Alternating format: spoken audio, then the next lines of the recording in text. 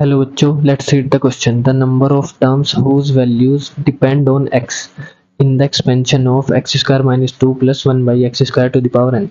अब देखिए हमें क्या गिवन है, x square minus two plus one upon x square की पावर n. फाइन. अब देखिए हमें पता है कि ये क्या लिखा है, a स्क्वायर, ये लिखा है b स्क्वायर. अगर हम माने तो माइनस टू भी फॉर्म है.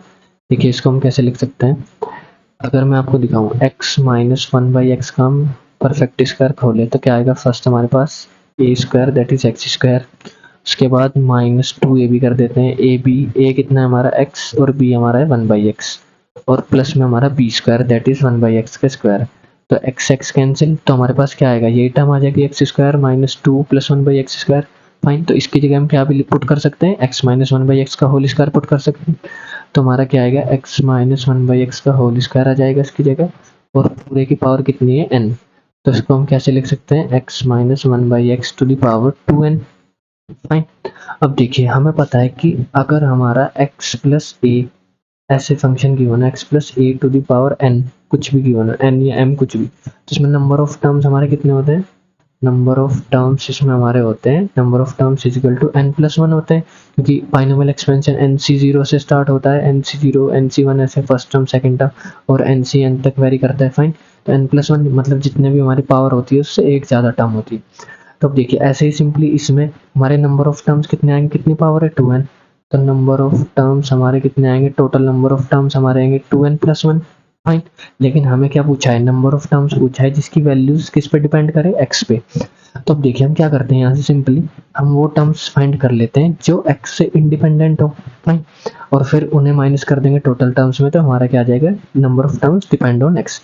तो एक्स से इंडिपेंडेंट होने के लिए देखिए इसके हम आर एच टर्म अगर लिखते हैं, T R plus one term कैसे लिख सकते हैं, two N C R X to the power two N minus R into one minus X to the power R. Fine.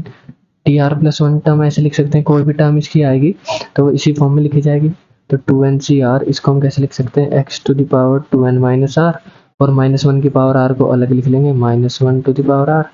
और ये क्या है हमारा, one by X to the power R है, one by X to the power R, तो किसके equal होगा, X to the power minus R के. तो दैट इज इनटू में हमारा क्या आएगा, X to the power minus R.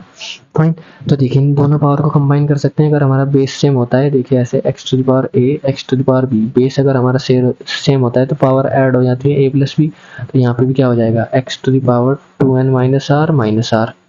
अब देखिए हमें क्या करना है, इसको इंडिपेंडेंट ऑफ एक्स करने के लिए पावर क्या किसके इक्वल होनी चाहिए, जीरो के. दैट इज जब हमारा एक्स की पावर जीरो जिस जिस टर्म में आएगा वही हमारा क्या होगा, इंडिपेंडेंट ऑफ एक्स हो जाएगी टर्म. तो ये पावर हम क्या कर देंगे, जीरो के equal, that is two N minus two R is equal to zero. तो यहाँ से r की वैल्यू हमारी किसके इक्वल आएगी, n के इक्वल, मतलब r की सिर्फ क्या एक ही वैल्यू आई है n. तो दैट इज r की वैल्यू n हम यहाँ पुट करेंगे, तो जो T N plus one term हमारी क्या होगी, इंडिपेंडेंट ऑफ x होगी, इंडिपेंडेंट ऑफ एक्स. फाइन.